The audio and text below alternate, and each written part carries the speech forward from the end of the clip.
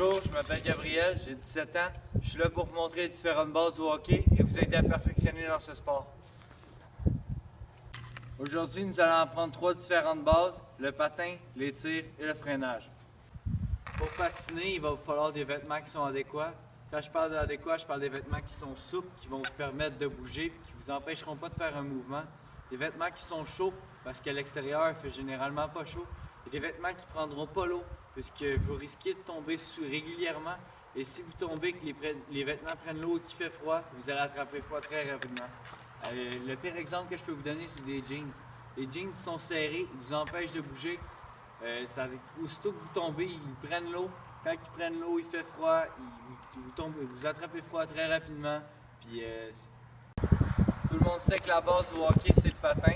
Si tu veux apprendre à jouer au hockey, il va falloir que tu apprennes à patiner avant. Donc, je vais revenir dans quelques instants et je vais vous montrer ça.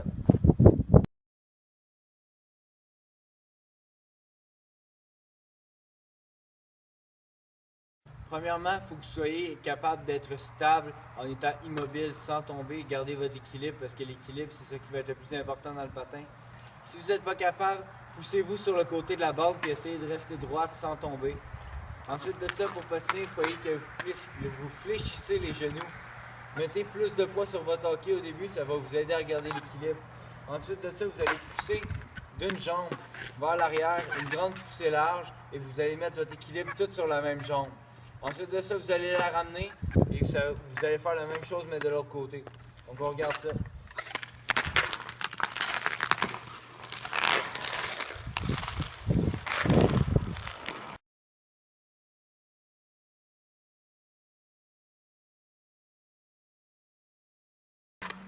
Je vais maintenant vous démontrer comment faire un décollage rapide. Premièrement, c'est comme la position de base. Nos patins sont en canard comme ça. Les premiers pas que vous devriez faire, c'est comme une course. Vous courez à la place, puis après, vos patins commencent à glisser. Donc, je vais vous montrer ça.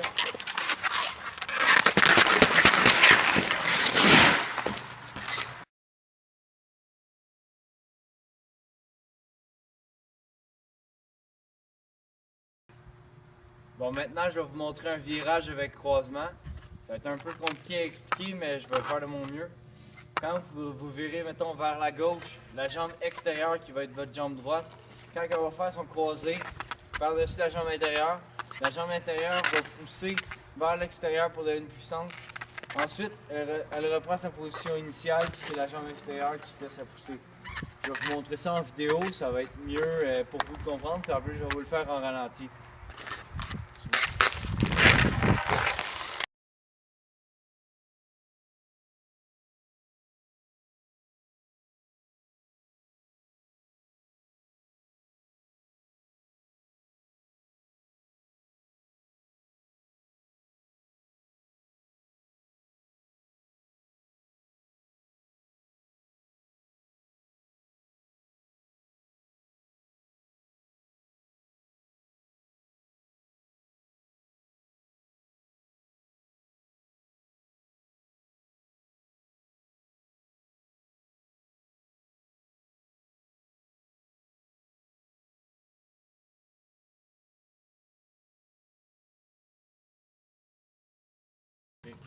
Maintenant, je vais vous montrer comment patiner à reculons.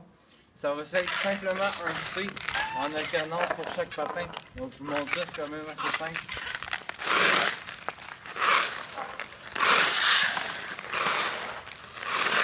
C'est bon. Après ça, vous allez pouvoir faire des croisés dans vos patins. C'est comme par en avant un peu, mais ça va être par en arrière. Donc, vous partez, mettons, de côté. Ça va être plus pour vous placer de gauche à droite en suivant un joueur. Pour continuer de reculons, c'est encore des C, mais plus qu'il va être plus rapide, plus que vous allez patiner rapidement.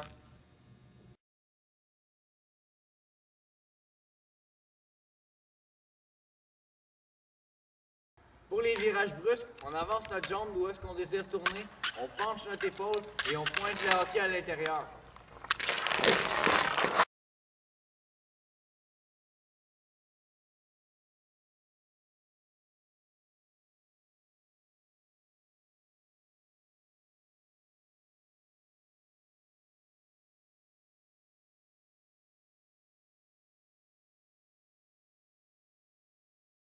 C'est aussi la même chose de l'autre côté, mais c'est l'autre jambe qu'on va avancer.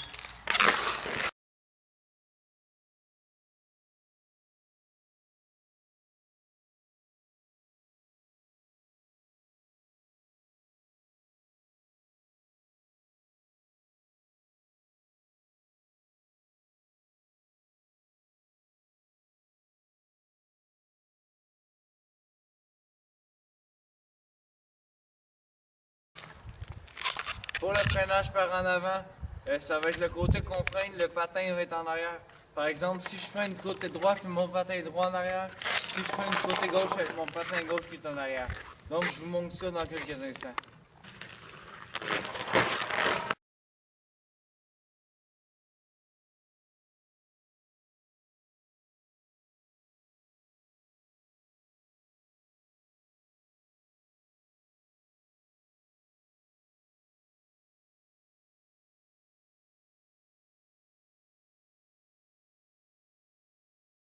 Pour le freinage de reculons, il suffit de mettre les pieds en V, de pencher légèrement le corps vers en avant et de mettre de la pression sur les patins. Donc, je vous montre ça.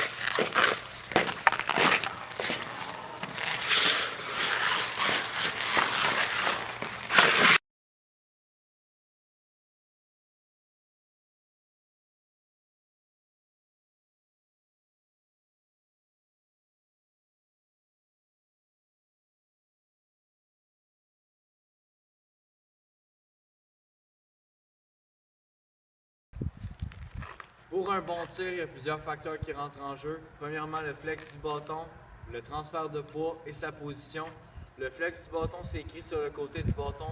Plus le numéro est petit, plus le bâton il va être flexible lors d'un lancer. Et plus le numéro il va être grand, plus le bâton il va être rigide.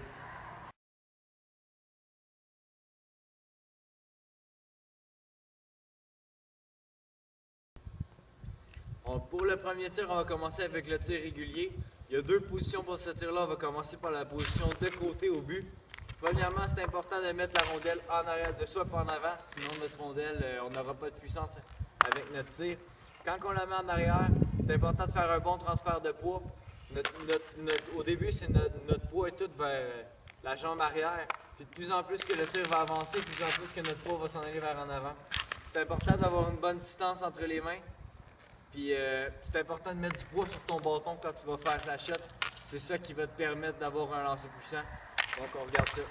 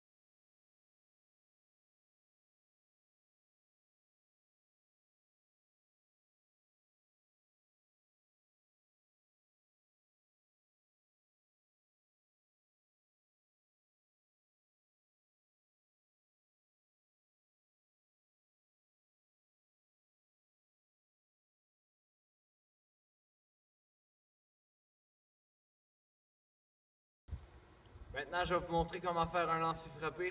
Premièrement, le lancer frappé, c'est le seul tir où on va regarder la rondelle à la place de regarder notre cible.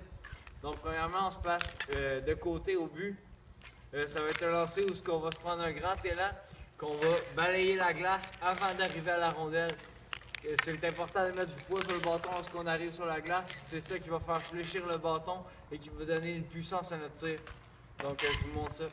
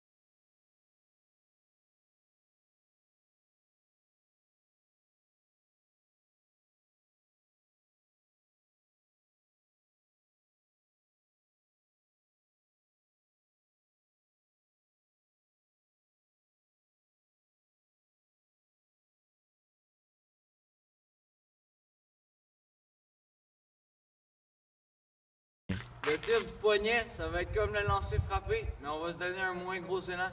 C'est un tir qui va être surprenant parce que le goaler ne saura pas où ce que la rondelle peut s'en aller. Donc je vous montre ça.